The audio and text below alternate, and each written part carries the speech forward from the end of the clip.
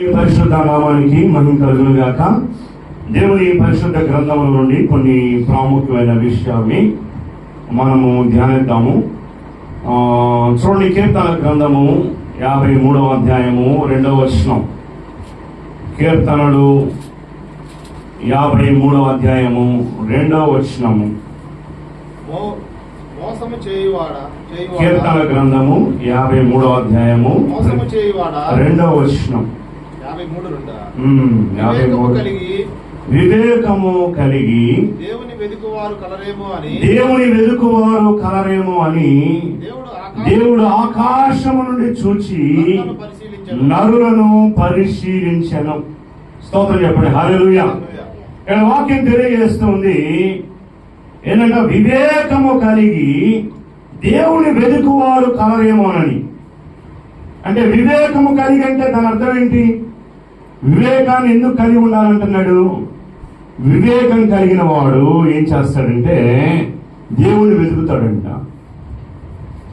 వివేకము జ్ఞానము అంటే తెలివి కలిగిన వాడు ఏం చేస్తాడు? దేవుని వెతుకుతాడంట. అందుకని వాక్యం చెప్తుంది, వివేకము కలిగి దేవుని వెతుకువారు కలరేమో అని దేవుడు ఆకాశము నుండి చూచి నరులను పరిశీలించను. ఏం చేస్తున్నాడంట? పరిశీలిస్తా ఉన్నాడంట. తెలివి కలిగి దేవుని వెతుకుతారేమో. తెలివిలో అంటే దీన్ని బట్టి ఏమర్థం అవుతుంది నీకు?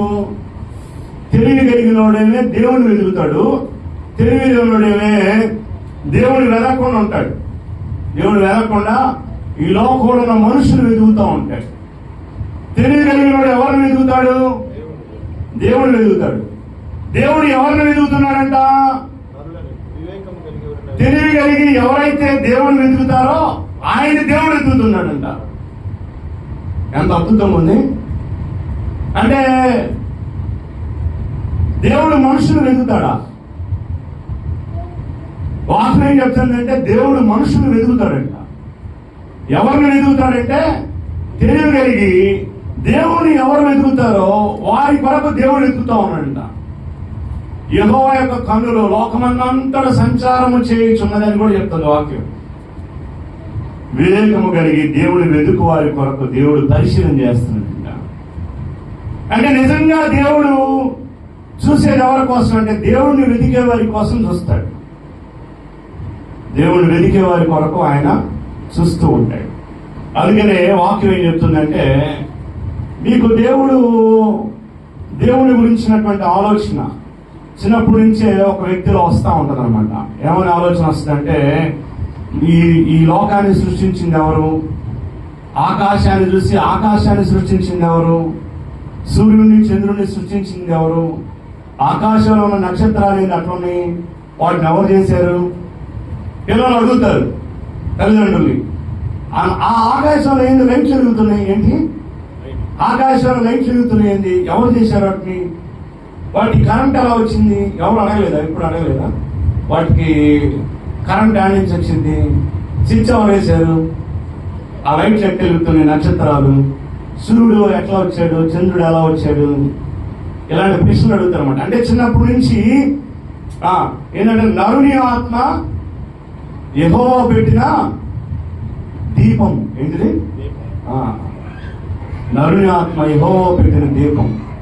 అయితే ఆ దీపం దేవుడు పెట్టాడు కాబట్టి ఆ దేవుడి కొరకు ఆ ఆత్మ వెతుకుతా ఉండిద్ది అనమాట. మనం గమనించినట్లయితే నా జీవితంలో అయితే నేను చిన్నప్పటి నుంచి దేవుడు ఏంటి అసలు ఈ సృష్టిని ఎవరు కలుగు చేశారు? ఆకాశం ఎందుకు అక్కడ ఉంది? నక్షత్రాలు ఏంది అక్కడ ఉన్నాయి? ఆకాశంలో సూర్యుడు చంద్రుడు ఏంది అలా ఉన్నారు? ఎవరు చేశారు వీటిని అనే ఆలోచన నాకు వచ్చింది. అంటే దేవుడు పెట్టినటువంటి ఆత్మ కనుక దేవుని కొరకు వెతికిద్దనమాట. అయితే దేవుడి వాక్యం చెప్తుందంటే వివేకమని కలిగి దేవుని వెతుకువారేమో కలరేమో అని దేవుడు ఆకాశం నుండి చూచి నరులను పరిశీలిస్తా ఉన్నాడంట. చూడండి, ప్రసంగి గ్రంథంలో జ్ఞాని అయినటువంటి సొలొమోను ఒక మాట చెప్తాడు.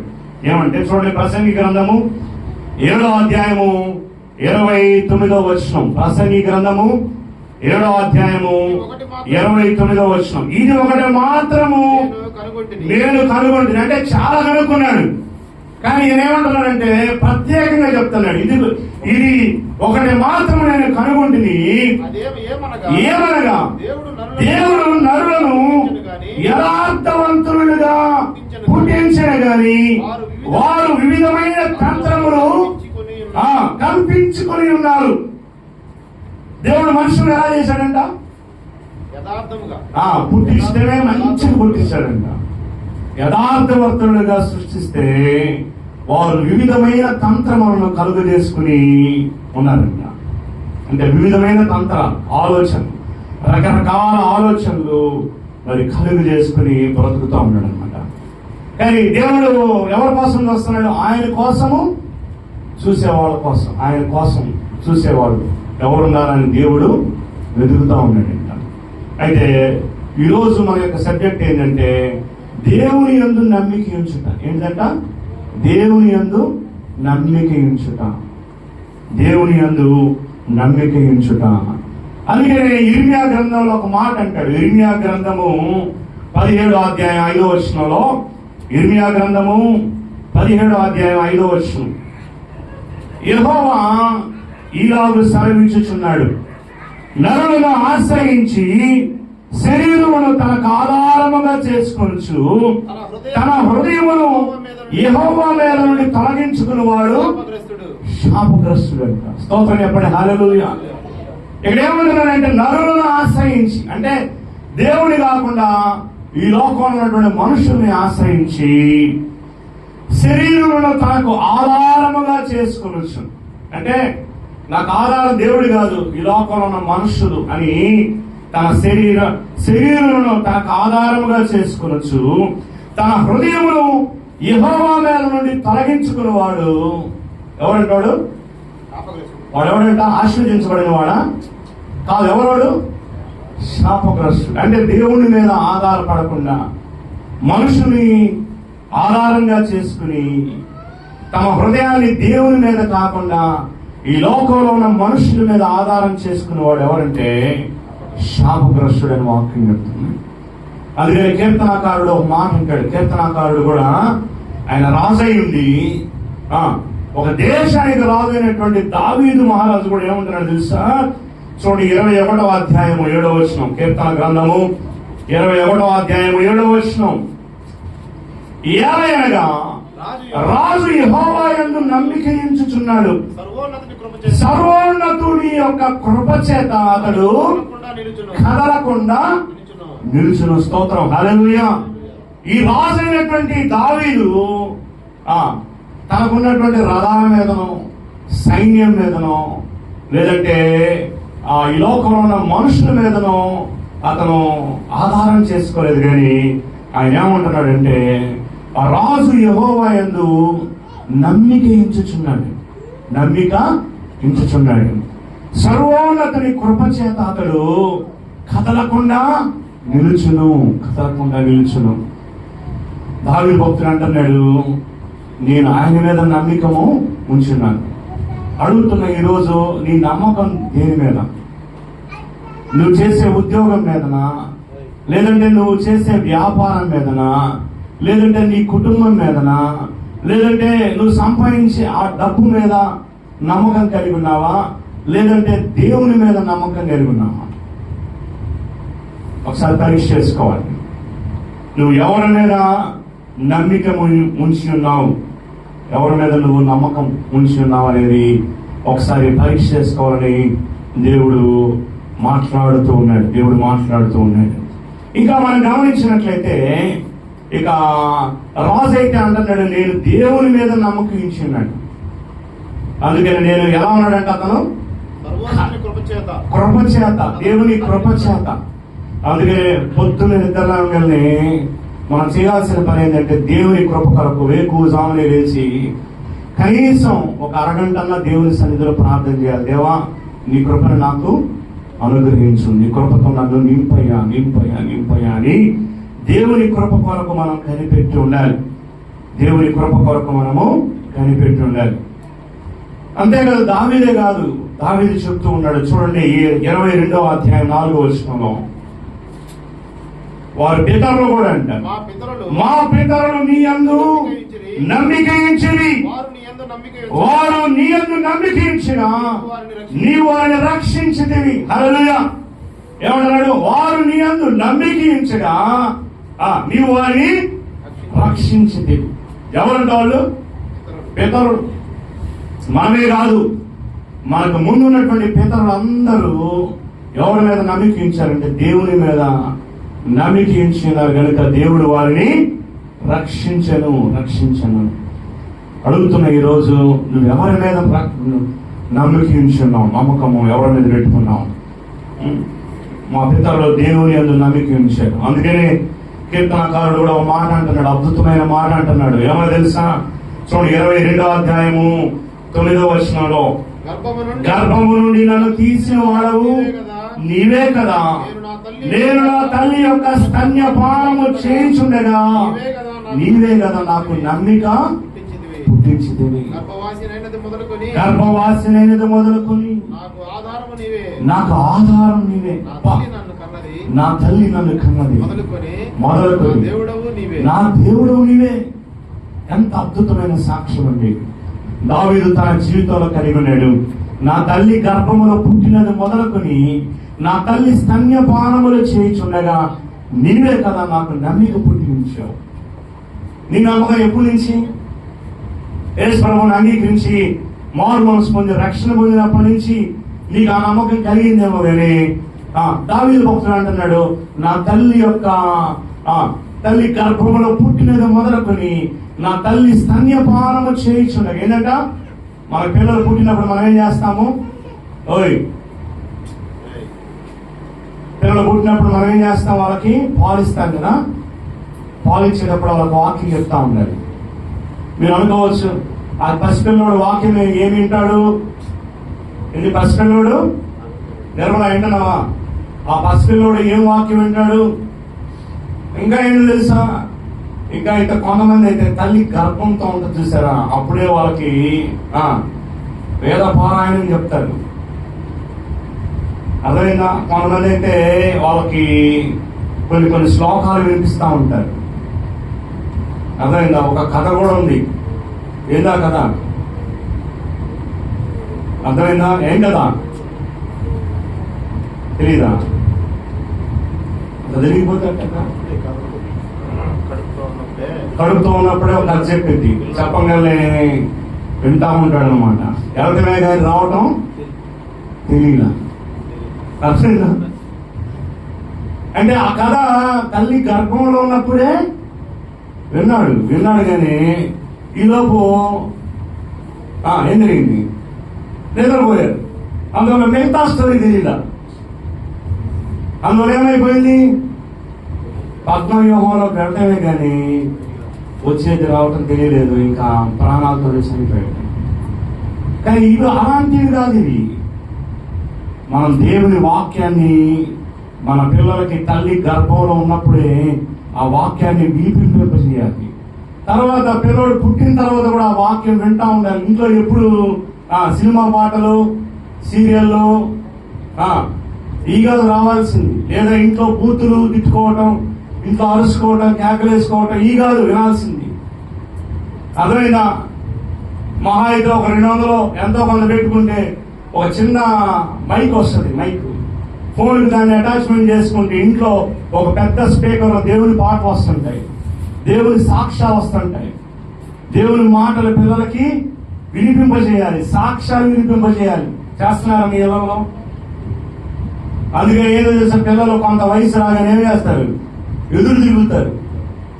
అప్పుడు నువ్వేమంటావు? నేను ఇంత చదువు చదివించి పిల్లల్ని పెంచి పెద్దవాళ్ళు చేసి ఇంత కష్టపడి పిల్లలు స్కూల్కి వెళ్తున్నారంటే లేదా కాలేజీకి వెళ్తున్నారంటే పొద్దున్నే లేచి వాళ్ళు కూజానే లేచి వాళ్ళ క్యారియర్ చేసి పంపిస్తూ ఉంటారు. ఎంత కష్టపడతారండి తల్లిదండ్రులు పిల్లల కోసం. కానీ వాడిని బాగా చదివించిన తర్వాత ఒక ఇంటర్మీడియట్ స్థాయికి రాగానే వాడు మనకు ఎదురు తిరుగుతాడు అంటే ఎవరు తప్పది? మనమేమంటాం? అప్పుడు వచ్చి పాస్టర్ గారికి ఏం చెప్తాం? మా పిల్లవాడు మా మాట వింటలేదు. అది ఎవరు తప్పది? నీ తప్పే. అంటే నువ్వు ఇంటికాడు ఉన్నప్పుడు వాడికి దేవుని వాక్యము వినిపించట్లా.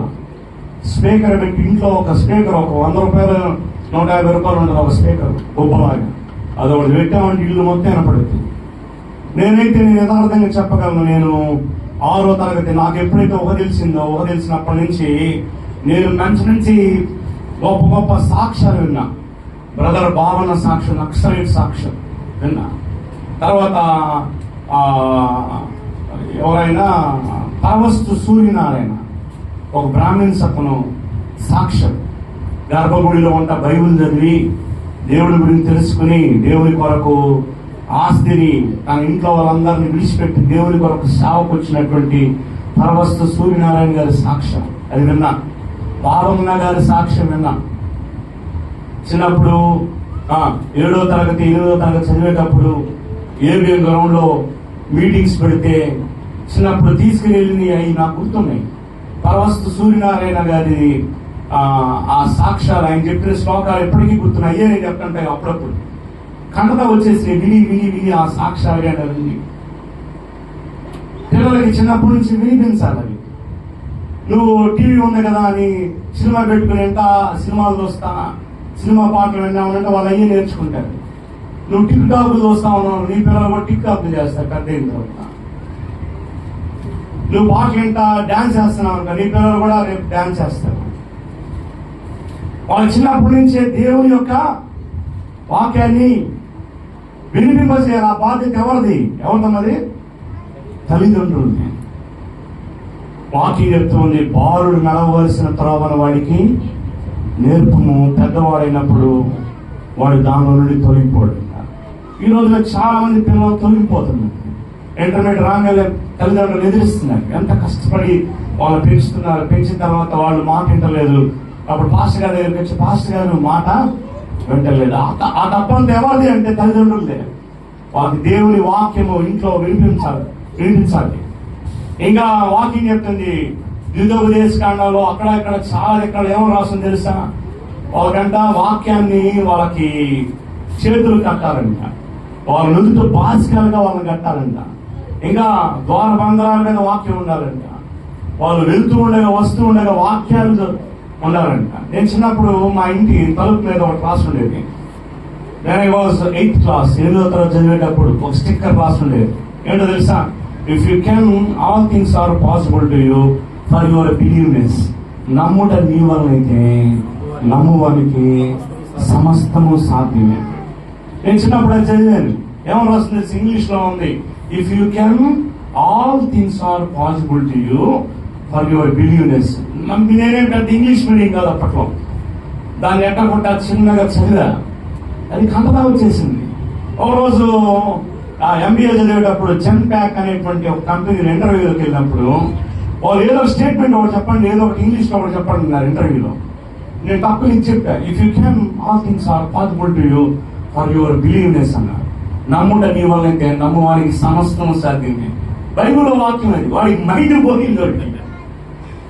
వాడు వెంటనే యూ హ్యావ్ సెలెక్టెడ్ అన్నాడు. అంతే, ఇంటర్వ్యూ సెలెక్ట్ అయిపోయా. ఏది MBA చదివేటప్పుడే. అంటే ఆ వాక్యం ఎంత పనిచేసింది? తలుపు మీద అడిగించింది. ఆ తలుపు కూడా చెక్క తలుపు, సిమెంట్ కలర్ లో వేసింది. దాని మీద వైట్ కలర్ లో ఒక స్టిక్కర్ వేసింది ఇంగ్లీష్ లో. దాని మీద బ్లాక్ లెటర్స్ తో, if you can all things are possible to you for your believeness.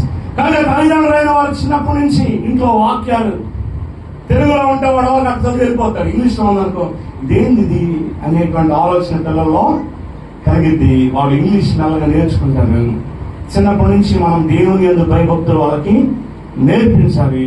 దావీదు భక్తుడు అందుకని అంటున్నాడు, నా తల్లి గర్భములో, చదవండి ఆ మాటని, గర్భము నుండి నన్ను తీసిన వాడవు నీవే కదా, నేను నా తల్లి యొక్క స్తన్యపానము చేయించుండగా నీవే కదా నాకు నమ్మిక పుట్టించావు.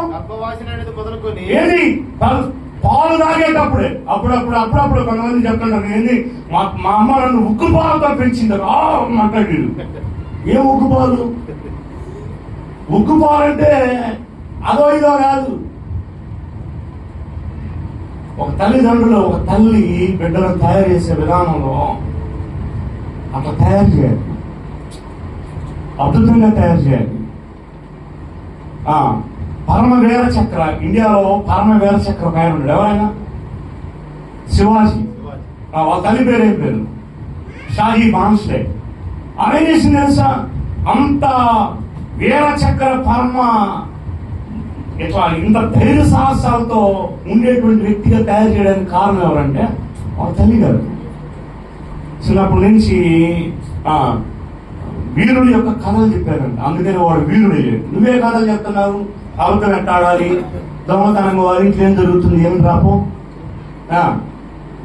ఇంకా కూరగాయలు ఇచ్చిరాపో, ఇచ్చిరాపో, కూర ఇచ్చిరాపో, దవరా ఇచ్చిరాపో, ఏం చెప్పుకుంటున్నారు మనమే అని చెప్పుకుంటున్నారా?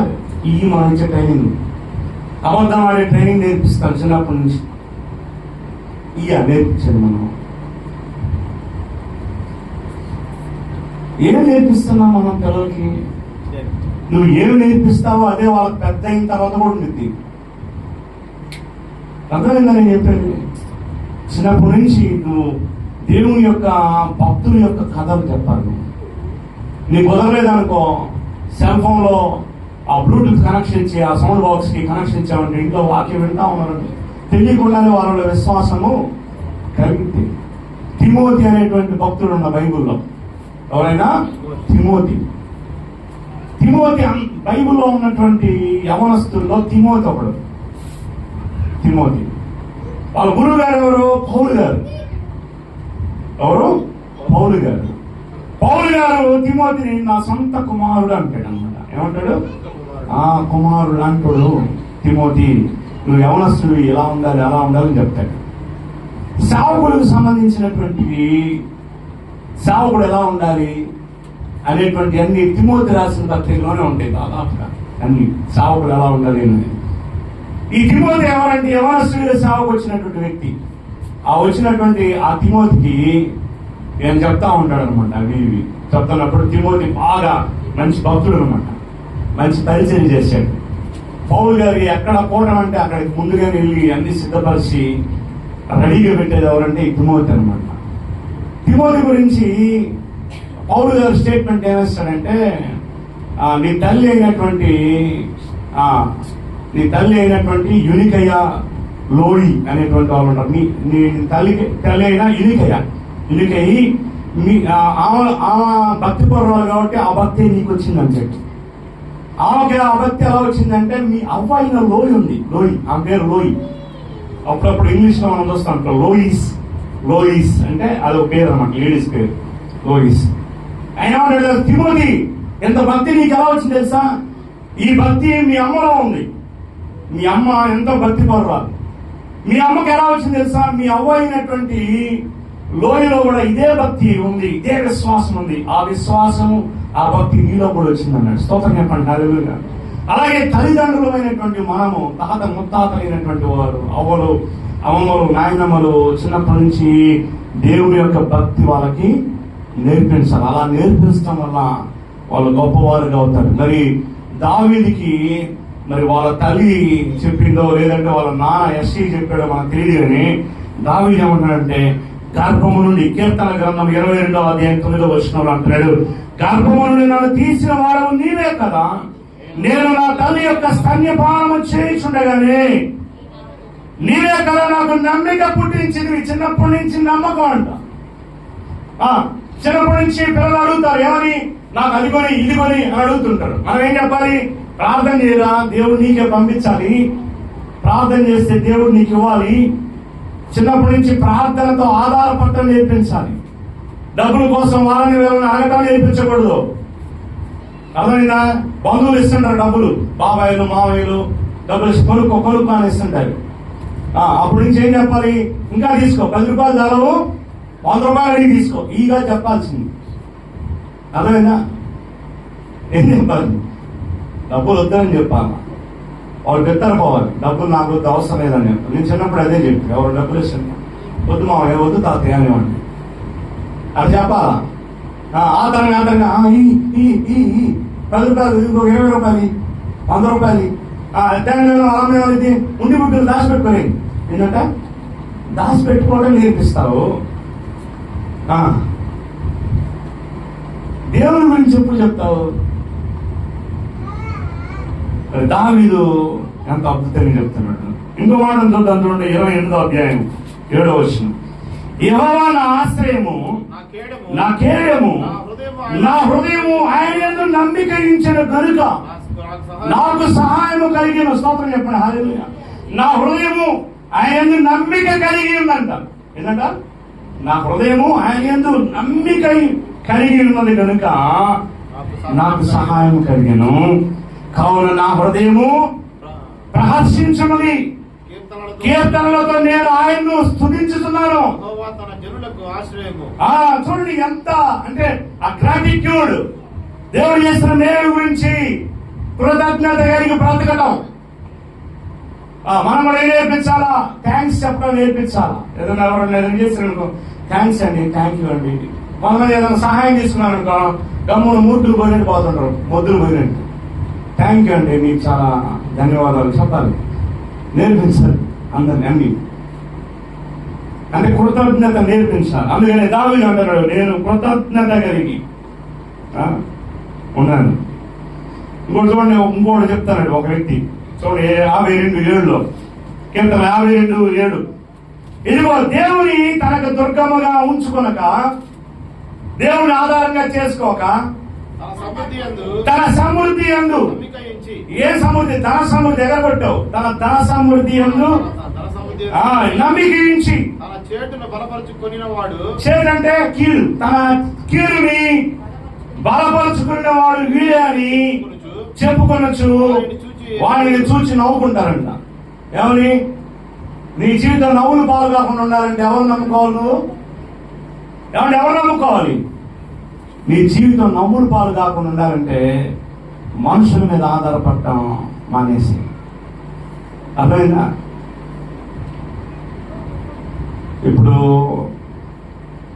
మీకు ఒక ఎగ్జాంపుల్ చెప్తాను. ఒక అనౌన్స్మెంట్ వచ్చింది. ఏమని? కలెక్టర్ ఆఫీస్ నుంచి ఉత్తర్వులు వచ్చినాయి, మీ కాలనీలో వాళ్ళందరికీ తలా 1000 రూపాయలు పంచుతారంట అని ఇప్పుడు అనౌన్స్మెంట్ వచ్చిందంట. ఎంతమంది ఇక్కడ ఉంటారు? ఎంతమంది ఇక్కడ ఉంటారు? 1000 రూపాయల డబ్బులు ఇంకో వైపు చేసి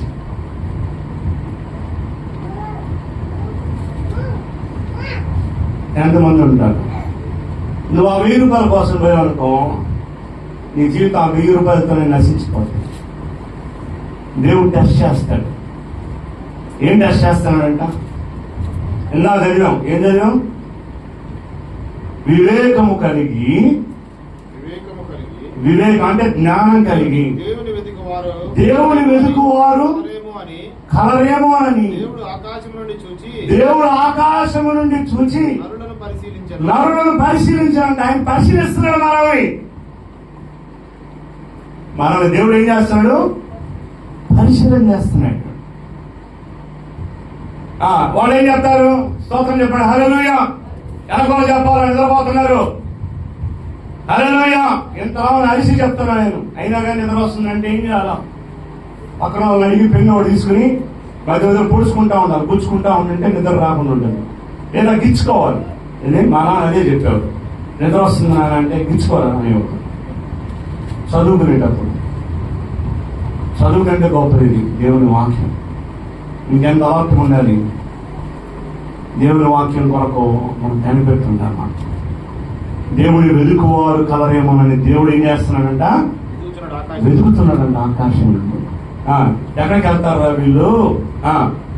నా సన్నిధికి వస్తారా? లేదా ఎంఆర్ ఆఫీసులు ఇచ్చే ఆ 1000 రూపాయల కోసం పరిగెత్తుతారా?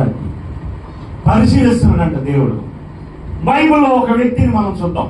ఓకే, బైబిల్లో ఒక వ్యక్తిని మనం చూద్దాం. ఆ వ్యక్తిని మనం పరిశీలన చేద్దాం. మనం పరిశీలిద్దాం ఆ వ్యక్తి ఎలా ఉన్నాడు. దేవుడు కూడా అతన్ని పరిశీలన చేశాడు. ఎవరు ఆ వ్యక్తి? ఆది కాండంలో కనపడతాడు ఆ వ్యక్తి. అతనైనా అబ్రహాం. రాజులు సైతం లేచి నిలబడేవాళ్ళు ఆయన వస్తున్నాడంటే. దేవుడు అంతగా అతన్ని హెచ్చించాడు. ధీరుభాయ్ అంబానీలు ఉన్నారు కదా, అట్లాంటి వాళ్ళందరికీ హెడ్ అనమాట ఆయన. అట్లాంటి వాళ్ళు 4-5 గెలిస్తే అబ్రహాం. కానీ ఎట్లా ఉంటాడు తెలుసా? గుడారాల్లో ఏమీ లేనట్టు తిరుగుతుంటాడు ఆయన. అది ఆయన జీవితం చూద్దాం. చూడండి 14వ అధ్యాయం, ఆది కాండము 14వ అధ్యాయం. షీనారు రాజైన అమ్రాపేలు, ఎలాసరు రాజైన అర్యోకు, ఏలాము రాజైన కదరులో యమేరు, గోయీల రాజైన కిలాలు అనువారి దినములలో వారు సొదొమ రాజైన బెరాతోను, గొమొర్రా రాజైన బెర్షాతోను, ఆద్మా రాజైన షీనాబుతోను, సెబోయిల రాజైన షెమేబేరుతోను, సోయరను బెరా రాజుతో యుద్ధము చేసిరి. పైన ఎంతమంది ఉన్నారు, కింద ఎంతమంది ఉన్నారు? షీనారు రాజు, ఎలాసరు, ఎలాము రాజు, గోయీషులు, ఎవరు మొత్తం 4. కింద ఎంతమంది ఉన్నారు? 5 ఉన్నారు. వీరందరూ ఉప్పు సముద్రమైన షిత్రీము లోయలో ఏకముగా కూడి 12 సంవత్సరములు కదరులో యమోరుకు లోబడి 13వ సంవత్సరం తిరుగుబాటు చేసిరి. 12 సంవత్సరాలు వాళ్ళకు లోబడి ఉండి 13వ సంవత్సరం యుద్ధం చేశారు. 14వ సంవత్సరమున కదర్లామోయేను అతనితో కూడా ఉన్న రాజులు వచ్చి అబ్తారోష్, కర్నాయిములో, రఫాయిములో, ఈములను, హాములో, జాజీతు, షావే, కిర్యాతామీర్ మైదానంలో. దీని బైబిల్లో ఉన్న పేర్లు అయితే ఏబియలను కొట్టిరి.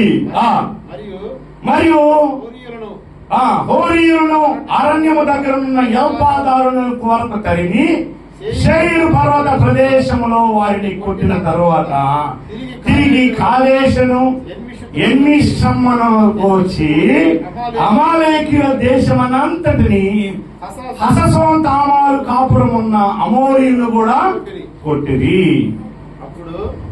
అదేనా?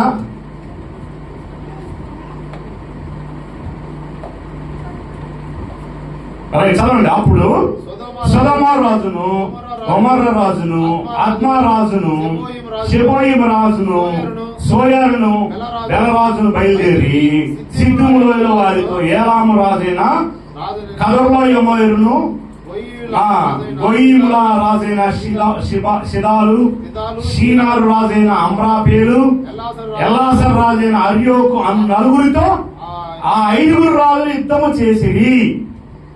5 రాజులు యుద్ధము చేసిరి. చేసి ఆ సిద్ధిములోయలో విస్తారమైన మట్టి కీలు గుంటలు ఉండేను. సొదొమ గొమొర్రా రాజులు పారిపోయి వాటిలో పడిపోయారు. శేషించిన వారు కొండలోనికి పారిపోయి. అప్పుడు వారు సొదొమ గొమొర్రాల ఆస్తి యావత్తును, వారి భోజన పదార్థములన్నిటినీ పట్టుకొని పోయి. అర్థమైందా? ఏమైందంట? ఏమైంది? మా కృపం ఏమైంది? టోటల్ ఏమైందంటే ఒక యుద్ధం జరిగింది. ఏమర్థం అవుతుంది మనకి? ఏమర్థం అవుతుంది? రాయడం ఏమర్థం అవుతుంది? ఒక యుద్ధం జరిగింది. యుద్ధం ఏం జరిగింది అంటే కొంతమంది ఓడిపోయారు, కొంతమంది గెలిచారు. టోటల్ గా గెలిచారు, అంతేగా? ఆ తర్వాత ఏం జరిగింది అంటే మరియు అబ్రహాం కాదు, ఇంకా అబ్రామే, అబ్రాము సహోదరుని కుమారుడైన లోతు సొదొమలో కాపురముండిన గనుక అతని ఆస్తిని పట్టుకొని పోగా. అంటే ఇప్పుడు సొదొమ గొమొర్రాలో ఎవరున్నారు అంటే ఇంకెవరున్నారు? ఇప్పుడు ఎవరి గురించి చదివాము? అబ్రాం కాదు, లోతున్నాడు. ఎవరున్నారు? లోతున్నాడు. ఇప్పుడు ఈ యుద్ధం చేసి గెలిచి వెళ్తా అక్కడ మనవాడు ఒకడు ఉన్నాడు. ఎవరైనా? అబ్రాము తమ్ముడైనటువంటి లోతున్నాడు. ఆ లోతు యొక్క ఆస్తిని కూడా మొత్తం తీసుకుని వెళ్ళిపోయారు. అప్పుడు ఏం చేశాడు? తప్పించుకుని ఒకడు వచ్చి హెబ్రీయుడైన అబ్రామునకు ఆ సంగతి తెలిపాడు. అప్పుడు అతడు ఎస్కోలు సహోదరుడును ఆనేరు సహోదరుడైన మమ్రే అను అమోరీని ఏలోను వనములో కాపురం ఉండేను. వీరు అబ్రాముతో చేసుకునే వారు అబ్రాము తన తమ్ముడు చెరపట్టబడినని విని తన ఇంట పుట్టి అలవార్చబడిన 318 మందిని పెట్టుకొని, అంటే 318 అంతేగా 318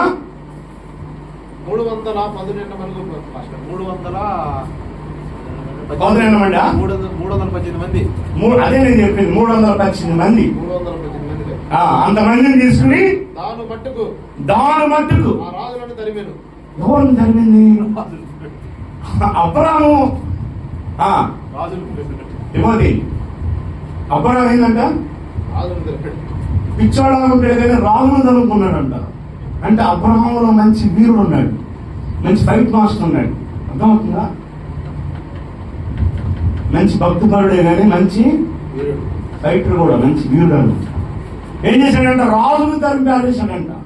రాత్రి వేళ అతడును అతడు దాసులను వారికి ఎదురుగా మొరడ తీర్చి వారిని కొట్టి దమస్కునకు ఎడమకట్టునున్న కోబా మట్టుకు తరివి ఆస్తి యావత్తు తిరిగి తెచ్చి తన తమ్ముడైన లోతును అతని ఆస్తిని, స్త్రీలను, ప్రజలను తిరిగి తీసుకుని వచ్చాను. చూడండి ఎంత అద్భుతం జరిగించాడు దేవుడు. దేశపు రాజులు పట్టాలంటే మామూలు విషయం. ఒక అబ్రాము 318 మందిని తీసుకుని వెళ్ళి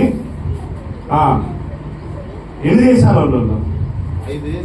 5 దేశాల రాజులు కొట్టాడు. మామూలు విషయం. అంటే అబ్రాముకి ఎవరు తోడై ఉన్నారు? దేవుడు తోడై ఉన్నాడు. తర్వాత చూడండి, బయలుదేరి వచ్చింది. ఇంతలో ఒక ఆయన వచ్చాడు. ఆయన ఎవరు? 18వ వచనం. మరియు షాలేము రాజైన మిల్కీసెదకు రొట్టెలు ద్రాక్షరసము తీసుకుని వచ్చాను. అతడు సర్వోన్నతుడైన దేవునికి యాజకుడు. ఎవరు? మిల్కీసెదకు. వంశావళి కూడా లేనివాడు, ఎక్కడి నుంచి వచ్చాడో కూడా తెలియదు. ఈయన ప్రభువైన యేసుక్రీస్తు సాదృశ్యం. మిల్కీసెదకు ఏంటంటే ఆయన షాలేము రాజైన మిల్కీసెదకు. రాజులు రొట్టె ద్రాక్షరసం తీసుకుని వస్తారా అంటే ఈయన ప్రభువైన యేసుక్రీస్తుకు సాదృశ్యంగా ఉన్నాడు. బైబిల్లో అతని ప్రస్తావన ఎక్కడ ఉండదు, ఇక్కడ ఒక దగ్గర మాత్రమే ఉంది. అయితే చూడండి తర్వాత ఏమనుందో. అప్పుడు అతడు దేవుని యాజకుడు. అబ్రామును ఆశీర్వదించి ఆకాశమునకు భూమికి సృష్టికర్తయును సర్వోన్నతుడైన దేవుని వలన అబ్రహాము ఆశీర్వదింపబడును గాక అనియు నీ శత్రువులను నీ చేతికి అప్పగించిన సర్వోన్నతుడైన దేవుడు స్తుతింపబడును గాక అని చెప్పాను. అప్పుడు అతడు అన్నిటిలో ఇతనికి 10వ వంతు ఇచ్చాను. అబ్రాహాంకి ఎవరు చెప్పారు 10వ వంతు ఇమ్మని? ఆయన చెప్పాడా? ఆయన ఆశీర్వదించిన దాన్ని బట్టి ఆయన ఇచ్చాడు. ఈ 10వ వంతు ఎక్కడి నుంచి వచ్చింది? ఎప్పుడు వచ్చింది? అబ్రాహాం కాలం నుంచి. ఎప్పుడు వచ్చింది? దశం బాగా ఎప్పటి నుంచి వచ్చింది? లేదు,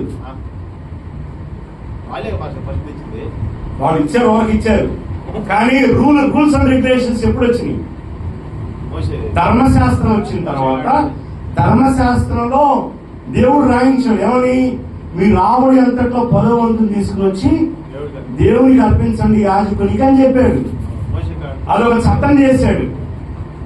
ఎప్పటి నుంచి? అది మోషే దగ్గర నుంచి. కానీ ముందుగానే అబ్రాహాంకి ఎవరు చెప్పారు? అసలు రొట్టె ద్రాక్షరసం అది ఎప్పుడు వచ్చింది? రొట్టె ద్రాక్షరసం అది ఎప్పుడు వచ్చింది? కొత్త నిబంధనలో యేసు ప్రభు ఆయన రొట్టె ద్రాక్షరసాన్ని పంచాడు శిష్యుడికి. అంతకుముందు ఉందంటే లేదు. అంతకుముందు ఏముంది? పస్కా పండుగ ఉంది. ఏది? గొర్రె పిల్లను వహించి దాన్ని తినేటువంటి కాన్సెప్ట్. ఇది నా శరీరం అంటారా? ఆ కాన్సెప్ట్ ప్రకారం పాత నిబంధనలో పస్కా పండుగ ఉంది. కానీ ఈ దశం భాగం ఆడుంది అసలు. కానీ అబ్రాము ఎవరు చెప్పారు అబ్రాముకి దశం భాగం ఇయ్యని? రొట్టె ద్రాక్షరసం ఇవ్వగానే అతను 10వ వంతు ఇచ్చాను. అయినా కానీ యుద్ధానికి పోయేవాడి దగ్గర డబ్బులు ఎందుకు ఉంటాయి? ఉంటే ఉండదు. డబ్బులు అంటే కలిగిన అంతట్లో కదా దేశంలో. అదే అక్కడికి ఎట్లా తీసుకెళ్ళాడు? ఎందుకు తీసుకెళ్ళి ఉంటాడు అంటున్నా. డబ్బు రూపం కాదు. యుద్ధం అప్పుడు అవసరమే. ఎందుకంటే వాళ్ళకి భోజనాలు గిన్నెలు ఏర్పాటు చేయాలంటే కావాలి, తీసుకెళ్ళి ఉంటాడు. భోజనాలు ఏమంటే మాస్టర్ అప్పుడు రొట్టె కదా. ఏదైనా రొట్టె అనుకో, ఏదైనా అనుకో, చేపలైనా రొట్టె అయినా అంజూరు పడవైనా ద్రాక్ష గెలలైనా ఏదైనా ఆహారమే కదా. వాళ్ళందరికి ఆహారం పెట్టాలంటే కావాలి కదా, తీసుకుని ఉంటాడు. కానీ 10వ వంతు ఇచ్చాడంట. ఇంకా ఏమిచ్చాడు? ఆయన ఏమిచ్చాడు? రొట్టె ద్రాక్షరసం. ఆ తర్వాత ఏం చేశాడంటే ఆయన ఆశీర్వదించాడు. ఏమని? భూమికి ఆకాశమునకును సర్వోన్నతుడైన దేవుని వలన అబ్రహాము ఆశీర్వదించబడును గాక. ఈ దేవుని యొక్క శరీరం ఆశీర్వాదపు గిన్నె. ఏంటిది? ఆశీర్వాదపు గిన్నె. అదేనా? ఎంతమందికి తెలుసు దీనిలో ఆశీర్వాదం ఉందని? దీన్ని తీసుకున్నామంటే మన జీవితాలు, మన కుటుంబాలు వర్ధిల్లుతాయి, మనం ఆశీర్వదించబడతాము. ఇది ఆశీర్వాదపు గిన్నె. దీనిలో పాలు పంపులు పొందిన ప్రతి ఒక్కరిని దేవుడు దీవిస్తాడు అని ఎంతమందికి తెలుసు? ఎంతమంది నమ్ముచున్నారు? నమ్మాలి. నువ్వు నమ్మకపోతే ఏమి రాదు. ఏదో రొట్టె ద్రాక్షరసం తీసుకుని వెళ్ళిపోతాం. ఇది ఆశీర్వాదపు గిన్నె. దీనిలో నేను పాలు పంపులు పొందితే దేవుడు నన్ను దీవిస్తాడని నువ్వు నమ్మాలి. అది యాజకుడు దీవించాడా లేదా? రొట్టె ద్రాక్షరసం ఇచ్చి అబ్రాహాముని దీవించాడు. అప్పుడు అబ్రాహాము ఏం చేశాడు? తన ఆస్తిలో 10వ వంతుని ఇచ్చాడు. ఇచ్చి ఏమంటున్నాడు? అప్పుడు అతడు అన్నిటిలో ఇతనికి అన్నిట్లో అంట 10వ వంతు ఇచ్చాడు. అప్పుడు ఇప్పుడు చూడండి ఆశీర్వాదం ఎలా వచ్చిందో చూడండి. ఇప్పుడేం జరిగింది చెప్పాలి మీరు జాగ్రత్తగా. మీరు ఏం జరిగిందో చెప్పాలి. ఫస్ట్ ఏం జరిగింది? అబ్రాహాము యుద్ధానికి వెళ్ళాడు. యుద్ధాన్ని మొత్తాన్ని రాజులను తరిమేసి ఆ ఆస్తి మొత్తాన్ని తీసుకుని వచ్చి లోతుకి ఇచ్చాడు, తిరిగి ఇచ్చాడు. ఇచ్చిన తర్వాత వెంటనే ఏం జరిగింది? మామూలు మనమైతే ప్రకృతి కమంటాం కదా, ఏం చేస్తాం? ఒరే లోతు ఇంత కష్టపడ్డారు కదా, నాకు కూడా ఎంత కొంత అదే బాగా లేదా, మొత్తం పోయింది, చెరువు బాగా లేగి చెరువు సగం ఏమంటాం? మరి ఇంత కష్టపడ్డాను కదా, కనీసం ఆయన కన్నా ఏంటి చెప్పలే లేకపోతే లేకపోతే ఇప్పుడు మనం ఉంటే ఏంది అంటున్నా, కనీసం బండిలో ఆయిల్ అన్నా, నేనంటే నీకోసం పని చేస్తాను బంధువు కాబట్టి, బండి ఆయిల్ ఎవరు తెస్తారు? ఆయిల్ కొట్టించట్టావు కదా. అందుకని ఏమడదు మనకి, లాటరీలు వేసుకుంటే తిరుగుతూ ఉంటాం, సీట్లు కట్టుకుంటాం. నిజం నేను చెప్పేది. లోతు దగ్గరికి అంత తీసుకుని వచ్చి ఇచ్చాడు కదా, అప్పుడు ఏమన్నా అడిగాడా? అరే బాగా లేరా, చెరువు సగం పంచు అన్నాడా? మనమైతే ఛార్జీలు డబ్బులు ఇచ్చి పెట్రోల్ కొట్టించు, అయిపోయింది కదా దారి ఖర్చులకి వెళ్ళేదాకా భోజనాలు పెట్టించు, ఇంత కష్టపడ్డాం కదా బిర్యానీ అన్నా పెట్టించు అంటే ఏదో ఒకటి మనం సహాయం చేసిన తర్వాత ఏదో ఒకటి ఆశిస్తాం. కానీ అబ్రాహాము ఏమన్నా ఆశించాడా? అందుకని ఆయన దిగొచ్చాడు. ఆశించలేదు కాబట్టి ఆయన దిగొచ్చి ఏమన్నాడు? రొట్టె ద్రాక్షరసం ఇచ్చాడు. రొట్టె ద్రాక్షరసం ఇచ్చాడు. ఇచ్చేమన్నాడు? అరే నువ్వు లోతుకి ఏం చేసావు నాకు తెలుసు, నువ్వు కాట్ వేయలేదు కాబట్టి. మామూలు ఏంటంటే కాట్ వేస్తారు, వచ్చే దారిలోనే కొన్ని మిస్ అవుతాయి అనమాట. ఎట్ట వచ్చే దారిలోనే కొన్ని మిస్ అవుతాయి. వస్తున్నాను వచ్చేసి వీటిలో పని తీసుకెళ్తున్నా, ఆడకెళ్తే పని కష్టము, అసలు ఏం తెలివితేటలు ఏం తెలివితేటలు ఈ శైలజ ఏం తెలివితేటలు ఏం తెలివితేటలు ఎల్లో లోపే నువ్వు వస్తే కొంచెం తీసుకుని వెళ్దు మిగతాయి తీసుకుని ఆలోచిస్తాను ఈ మన తెలివితేటలు మొత్తం ఇచ్చాడా లేదా మొత్తం ఇచ్చేలేక పై నుంచి ఆయన దిగొచ్చాడు వచ్చామన్నాడు ఆహారం ఇచ్చాడు రొట్టె ద్రాక్షరసం ఇచ్చాడు తీసుకుని ఆయన అన్నాడు ఆకాశమునకును భూమికి సృష్టికర్త సర్వోన్నతుడైన దేవుని వలన అబ్రహాము ఆశీర్వదించబడును గాక అనియు నీ శత్రువులను నీ చేతికి అప్పగించిన సర్వోన్నతుడైన దేవుడు స్తుతింపబడును గాక అని చెప్పాను. చూసారా? అదే అబ్రహాం వస్తా వాటిలో కొన్ని రేపేశాడు అనుకో దేవుడు ఆశీర్వాదించేవాడా? అంటే ఏంటిది? పరిశోధనైనా కాదా? నీకు కూడా దేవుడు ఇస్తాడు ఇచ్చి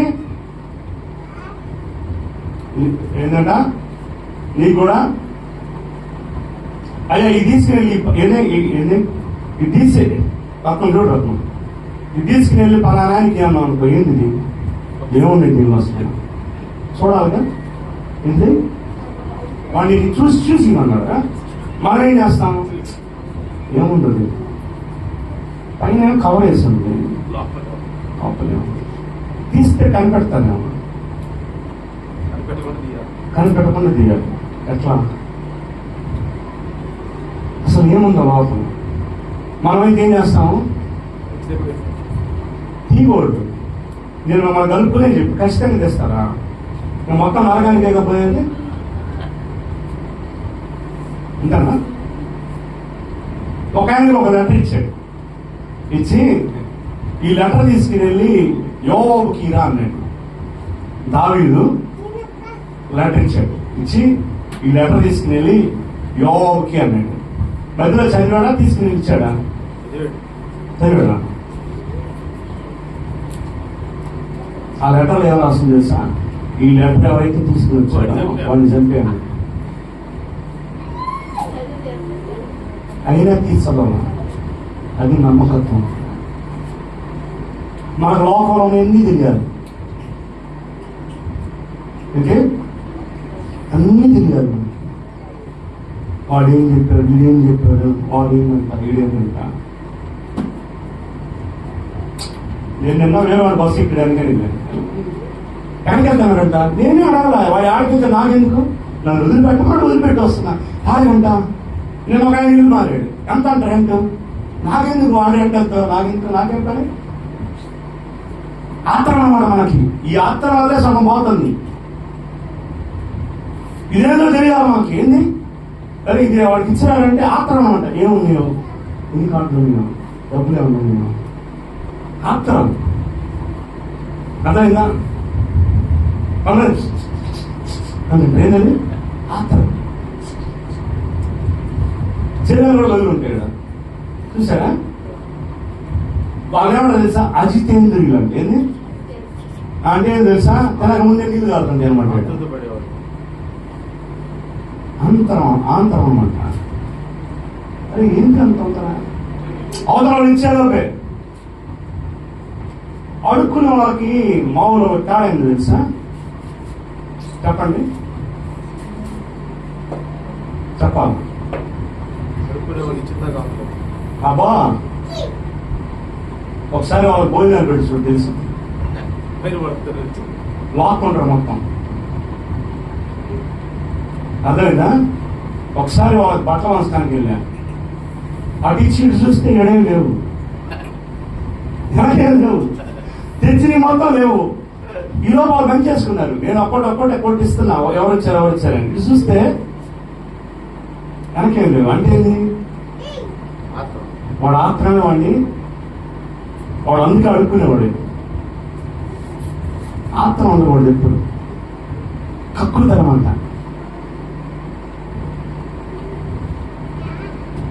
నీ లైఫ్ అలా ఉందనుకో మార్చుకో లేకపోతే నీ బతుకంతా అంతే కక్కుర్తిగా ఎక్కడ వస్తుందా తీసుకున్నాము.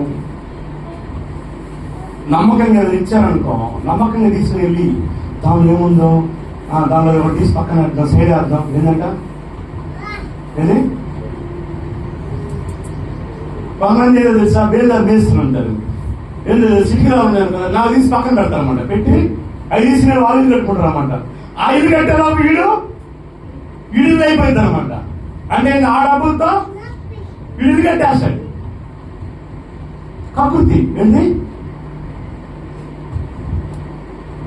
అబ్రహాం కకృతితో ఉండాలి కనపడుతున్నాడు కదా.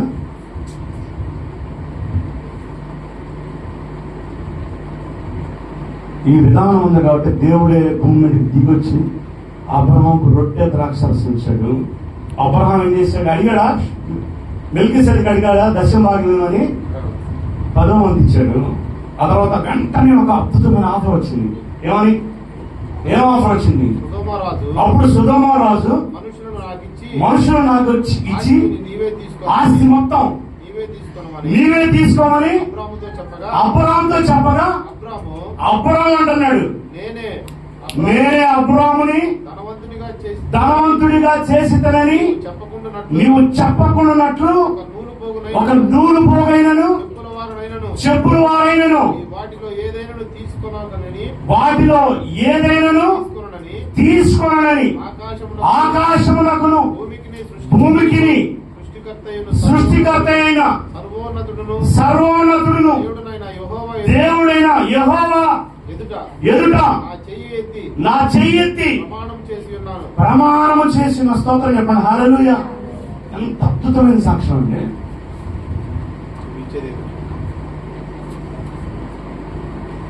అసలు ఒక రాజు ఆదరిస్తున్నాడంటే అని చెప్పు. ఇప్పుడు ఎమ్మెల్యే గారు ఎవరన్నా వచ్చి మీకు ఇస్తున్నాడు అనుకో, తీసుకోబోయి పక్కన వాళ్ళు ఏమంటారు? ఏమిరా నీకు అంత పొగరా అంటారు. అంటారా?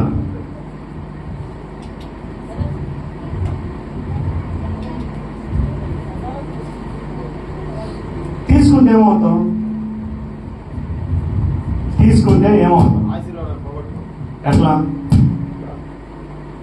ఎట్లా ఆశీర్వాదం పోగొట్టుకుంటాం? దేవుడే వచ్చి ఆశీర్వదించాడు. నువ్వైతే ఏమనుకుంటావు? అప్పుడు నువ్వైతే ఏమనుకుంటావు? పాస్టర్ గారు వచ్చి ఆశీర్వదించాడు రా, పాస్టర్ గారేగా మెల్కీసెదెకు, పాస్టర్ గారు వచ్చి ఆశీర్వదించాడు రా అని చెప్తా. అసలు వెంటనే దేశాల ఆస్తి వచ్చిందిరా నాకు అనుకుని ఎగబడి పులోనం తీసుకుంటాను. కానీ అబ్రాహాం ఏమన్నాడు? నేను నీ దగ్గర తీసుకుంటే నేనే అతన్ని డెవలప్ చేశాను, ఉన్నతమైన స్థితిని తీసుకెళ్ళింది నేనే అని నువ్వు అనుకున్నట్లు నూలు పోగైనా చెప్పులు వారైనా తీసుకోనని భూమికి ఆకాశమునకు సర్వోన్నతుడైన దేవుని ఎదుట చెయ్యెత్తి ప్రమాణము చేస్తున్నాను. నిద్ర వస్తుంది కదా మనకి వాక్యం చెప్తుంటే. జీవితాలు అలాగే ఉంటాయి. జోక్యాన్ని నేను చెప్పేది, ఈ వాక్యాన్ని నువ్వు తీసుకున్నావు అనుకో, దేవుడు నేను తప్పక తీస్తాను. కక్కుర్తిపడి అబ్రాము కక్కుర్తిపడి సొదొమ గొమొర్రాల రాజు ఇచ్చినటువంటి ఆ ఆస్తిని తీసుకుంటే ఫినిష్ చాప్టర్ అంటారు.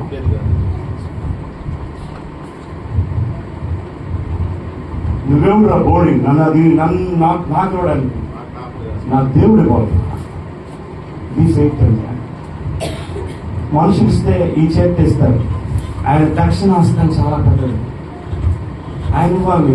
మనమే తెలుసా, రూపాయి 2 రూపాయలు 10 రూపాయలు 20 రూపాయల దగ్గర కక్కుతాను. 10 రూపాయలు ఇవ్వాల్సిందే, ఇవా 20 రూపాయలు ఎక్కడ పోతాం? ఇప్పుడు ఏమంటాడు తెలుసా? 20 రూపాయలకు మేము అన్నీ వేసిపోతానమ్మా అంటాడు. నీ విశ్వాసం ఎక్కడుంది? నేను అంటున్నా, I'm questioning you. Where is your faith? Where is your faith? నీ విశ్వాసం ఎక్కడుంది?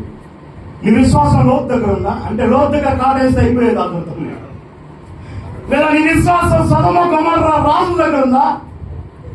అంతటితోనే ఫినిష్. అందుకని అంటాడు ఏదంట, యూదులకు సహాయము పై నుండి వచ్చు. స్తోత్రం చెప్పండి. హల్లెలూయా. ఇది ఈ ప్రిన్సిపల్ నీకు అర్థం కాకపోతే లైఫ్ లాంగ్ కష్టపడినా కానీ నీ జీవితం ఏం పొందుకోలేదు. Seriously I'm telling you. ఈరోజు ఈ వాక్యం విని దీన్ని పాటించడం దాన్ని అంతే. ఈ వాక్యం ఎన్నో నష్టపోయినట్టే లెక్క. వాడి జీవితంలో ఎంత కష్టపడినా కానీ ఏం సాధించలేదు. ఎంత సంపాదించినా వాడికి ఏం మిగలదు. ఈ వాక్యాన్ని విని కూడా నువ్వేంటే వదిలేసి వెళ్ళిపోతే నీకు కూడా ఏం ప్రయోజనం ఉండదు. ఈ వాక్యాన్ని హృదయంలో తీసుకుని ప్రభువా, అబ్రహాము ఏ విధంగా అయితే నీ మీద ఆధారపడ్డాడు, నేనే అబ్రహామును ధనవంతునిగా చేసి తినువని నీవు అనుకున్నట్లు నూలు పోగైనను చెప్పులు వారైనను తీసుకోనని భూమికిని ఆకాశమునకును సృష్టికర్త అయిన సర్వోన్నతుడిని దేవుని ఎదుట నేను ప్రమాణం. ఎప్పుడన్నా డబ్బుల్ని వెనక్కి నెట్టావు? ఎప్పుడన్నా వెనక్కి ఇచ్చావు డబ్బులు? వదిలే తీసుకోవాలని ఎప్పుడన్నా ఎప్పుడన్నా అని చూడు, దానిలో మజా తెలుస్తుంది. మాకేదో తెలుసా, డబ్బులు అంటే అనమాట, ఎరలాడుతుంటాం. ఎప్పుడు వస్తాయి వదిలే ప్రభావం. ఇప్పుడు అని చెప్పా కోబట్టి చెప్పట్లా నీకు. ఇది కోబట్టి వద్దని అంటలా. మన దీవించాల్సిన దేవుడు మనుషులుగా, మనకున్న వ్యాపారంగా, మనకున్న ఉద్యోగంగా. నా భక్తే నాకు సర్వస్వం. ఆయన సంపాదిస్తే నువ్వు సంపాదించలేదు. ఉండలేదు. దేవుడి మీద ఆధారపడ. నీ సంపాదన మీద నువ్వు నమ్మకం పెట్టుకున్నావేమో, ఏముండదు. దేవుడి మీద నమ్మకం పెట్టుకో. అబ్రహాము ఎవరి మీద నమ్మకం పెట్టుకున్నాడు? అబ్రహాము దేవుడి మీద. అసలు ఒక సొదొమ రాజు, గొమొర్రా రాజు, ఒక దేశ సంపద వచ్చి పడుతున్నా కానీ ఏమన్నాడు అబ్రహాము? నువ్వు కాదు నాకు ఇవ్వాల్సింది, ఆయన ఇస్తే కానీ నేను. మన జీవితాలు ఎందుకు ఆశీర్వదించబడవో తెలుసా? ఎందుకు ఆశీర్వదించబడవు? ఎందుకు? చూడండి, నేను చెప్తున్నాను, ఈ రెండింటిలో ఏదో అయి ఉంటారు మీరు. లోతులాగా మధ్యలో కాటేసేవాళ్ళు, లోతు ఆస్తిని మధ్యలో కాటేసేవాళ్ళు అయినా ఉంటారు. ఏంటిది తిమ్మది గారు? ఏంటిది? లోతు ఆస్తిని మధ్యలో కాటేస్తారు చూసావా? వాళ్ళైనా ఉంటాం మనం. లేదంటే సొదొమ గొమొర్రా రాజులు ఇచ్చేటువంటి దాని కొరకు మనం ఆశపడాలి. ఈ రెండింటిలో ఏదో ఒకటి అంటాం. కానీ ఈ రోజు నీ మనస్తత్వాన్ని అబ్రహాము మనస్తత్వం లాగా నువ్వు మార్చుకోగలిగితే ఈ సంవత్సరమే దేవుడిని దీవిస్తాడు. ఈ సంవత్సరమే వాక్యం చెప్తుంది, నీతిమంతుని యొక్క ఆదాయం కొద్దిగా ఉన్నా తుదకి మహాభివృద్ధి. నీతిమంతుని ఆదాయం కొద్దిగా ఉన్నా కానీ బహు సమృద్ధి ఉంటుంది. Today I'm encouraging you, don't depend on your business, don't depend on your job, depend on God. దేవుని మీద ఆధారపడు. మా నాన్న ప్రార్థన చేసేవాడు, కావాలి తెలుసా? ఆకాశపు వాకిళ్ళు విప్పి. ఏదంట అంటే ఏంటి? ఆకాశానికి వాకిళ్ళు ఉంటాయా? దేవుడు చెప్పాడంటే ఖచ్చితంగా ఉంటాయి. ఆకాశపు వాకిళ్ళు అంటే ఆకాశం ఎంత వెడల్పు?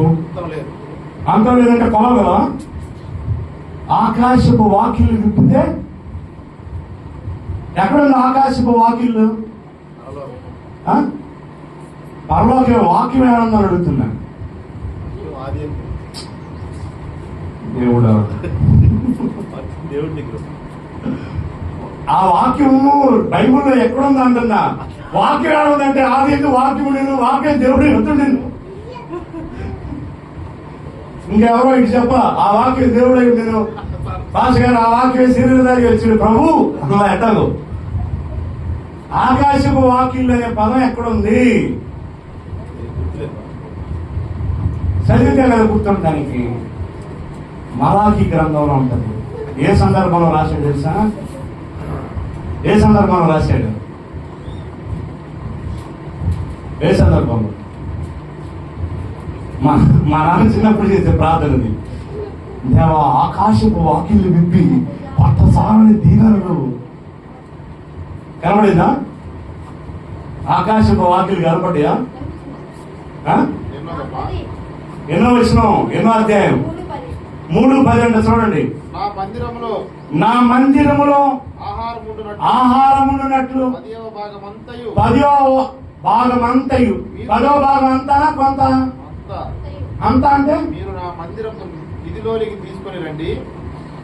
ఇప్పుడు ఎవడన్నా ఇది ఆన్లైన్ ఏంటంటే వీడు డబ్బులు కట్టుందని అనుకుంటారు. నేను దాని గురించి చెప్పట్లా. మీరు అభివృద్ధి చెంది ఆశీర్వదించబడాలంటే అబ్రహాం ఏ ఫార్ములా వెళ్ళాడో ఆ ఫార్ములాకు నువ్వు వెళ్ళమని చెప్తున్నా. ఆ దేవుని మందిరంలో ఆహారం ఉండినట్లు 10వ భాగం అంతయును. అంతయును కొంత అన్నాడా? అంతయును మా మందిరంలోనికి తీసుకుని రండి. దీన్ని చేసి నన్ను శోధించిన అంటే శోధించడం అంటే ఆయన ఇంకా టార్చర్ అన్నమాటానికి. నువ్వు 10వ మంది దానికి ఇస్తే ఆయన టార్చర్ అంటే ఆయన చెయ్యాలి. అరే బాబు నన్ను ఎందుకు ఇబ్బంది పెడుతున్నావు అనేటువంటిది అనమాట. ఇది చేసి నన్ను శోధించిన ఎడల ఆకాశపు వాకిళ్ళు విప్పి పట్టజాలనంత విస్తారముగా దీవెనలు కుమ్మరించదనని సైన్యములకు అధిపతి అవి యెహోవా సెలవిచ్చుచున్నాడు. స్తోత్రం చెప్పండి. హల్లెలూయా.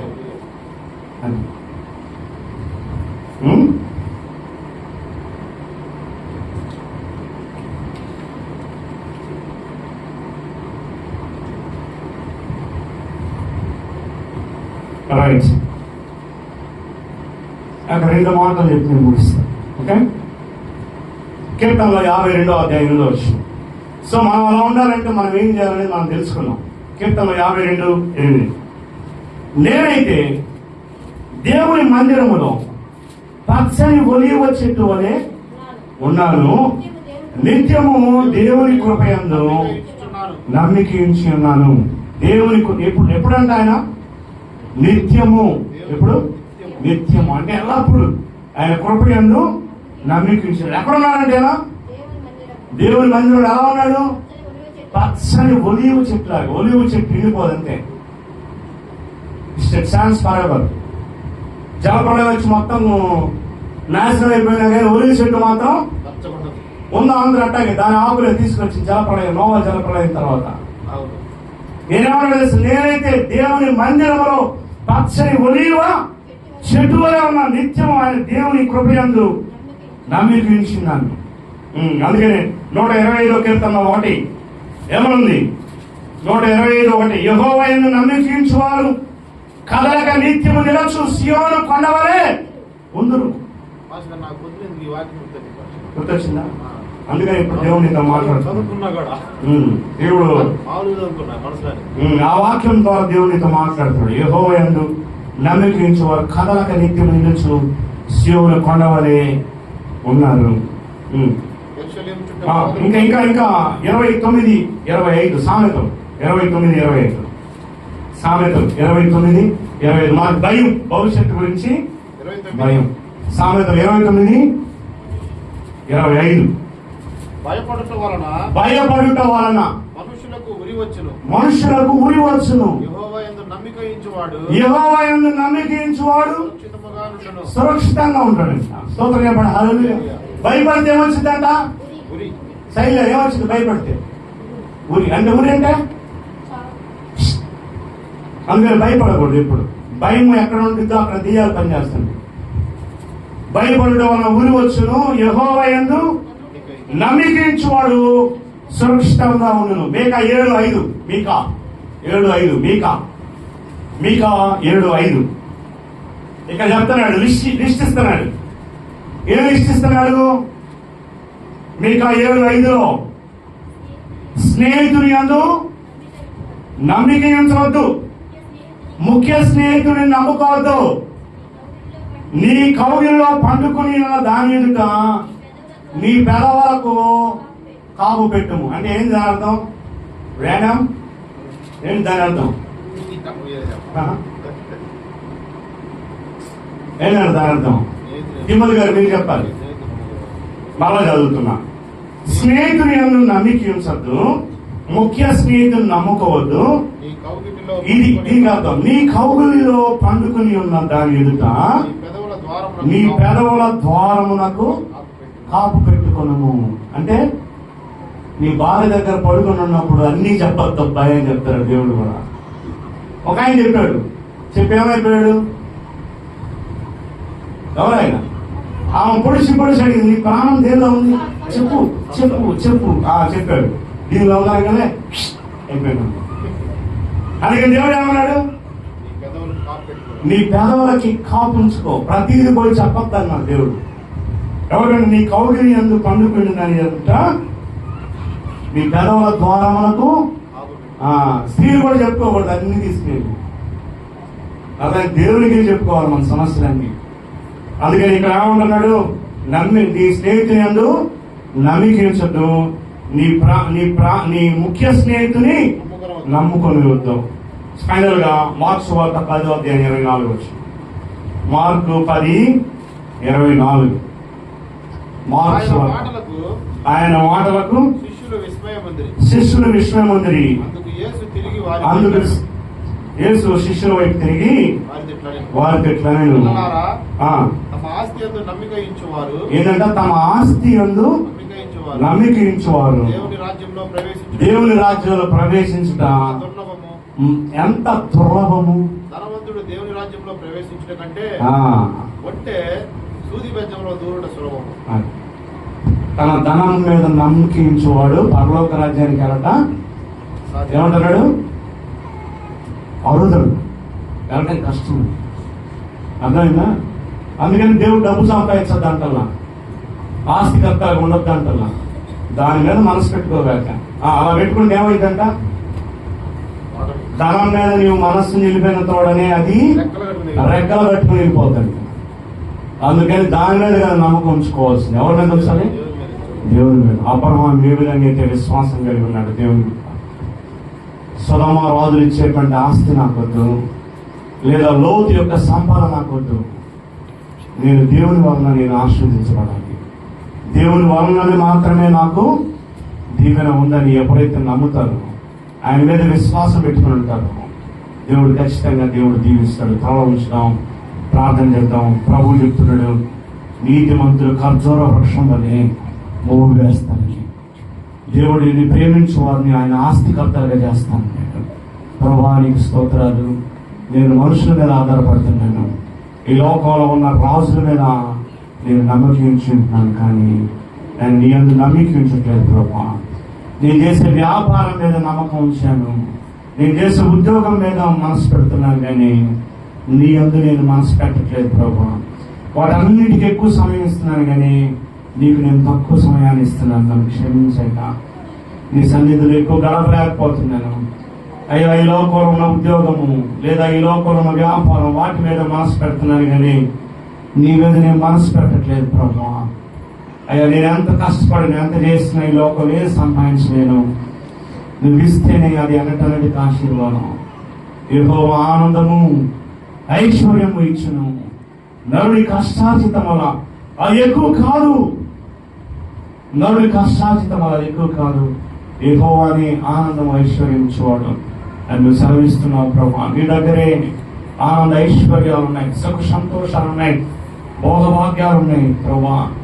నీ మీద మేము మనసు పెట్టుకుని నీ మీద నమ్మకం పెట్టుకుని ముందుకు సాగడానికి కృప దయచేయండి అయ్యా. మేము ఆత్రంగా ఉండకుండా నాయన ఒకదాని కొరకు మేము పరిగెత్తుకుంటా దానికోసం ఆత్రంగా ఉండకుండా ప్రభువా అయ్యా నువ్వు ఇవ్వాలి మాకు అని నీ యందు నిరీక్షణ కలిగి నీ యందు నమ్మకం కలిగి మేము ఉంటే మీరు దీవిస్తానంటున్నారు అయ్యా. ఈ మాటలు నాయన అయ్యా నాతో మాతో మా అందరితో మీరు చెప్తున్నారు అయ్యా. మేమందరని ప్రభా నీ యందు నమ్మకం కలిగి నీ యందు నిరీక్షణ కలిగి ఉండడానికి సహాయం దయచేయండి. అబ్రహాము లోతు ఆస్తి మీద మనసు పెట్టలేదు. ఆ తర్వాత సొదొమ గొమొర్రాలో రాజులు ఇస్తున్నప్పుడు వాటి మీద మనసు పెట్టుకోలేదు. కానీ నీ అందే నమ్మకం కలిగి నీ అందే నిరీక్షణ కలిగి అబ్రహాము ఉన్నాడు కాబట్టి అబ్రహామును దీవించారు. మమ్మల్ని కూడా ఆ విధంగా దీవించి ఆశ్రయించమని ఈ విధపడిన వాక్యం మా అందరి జీవితాల్లో నూరంతలుగా ఫలింపులను తీసుకురమ్మని ఈ వాక్యాన్ని మేము విని ఈ వాక్య ప్రకారం మేము జీవించడానికి నీ కృప దయచేయండి. నీ వాక్య ప్రకారం మేము జీవిస్తే ఆకాశపు వాక్యలు విప్పి పట్టజాలని దీవెనలని పట్టజాలని ఆశీర్వాదాలు ఇస్తానన్నారు. ఆ పట్టజాలని దీవెన ఆశీర్వాదాలు ఆకాశపు వాక్యలు విప్పి మమ్మల్ని అందరిని దీవించమని కూడా వచ్చిన ప్రతి ఒక్కరిని ఆశీర్వదించమని ఈ వాక్యాన్ని మా అందరికి ఆశీర్వాదకరంగా దీవెనకరంగా మార్చండి. ఈ వాక్యం ప్రతి ఒక్కరి జీవితాలను మీరు ఆశీర్వదించి నీ యందు నమ్మకం నీ యందు నిరీక్షణ కలిగి జీవించడానికి కృప దయచేయమని మమ్మల్ని అందరినీ చేతులకు అప్పగిస్తూ యేసుక్రీస్తు శక్తి కలిగిన శ్రేష్టమైన నామములో అడిగి వేడుకొని పొందియున్నాము తండ్రి. అందరూ చెప్తాం ఆమేన్ ఆమేన్ ఆమేన్. అలాగే తరలో ఉంచున్నాం.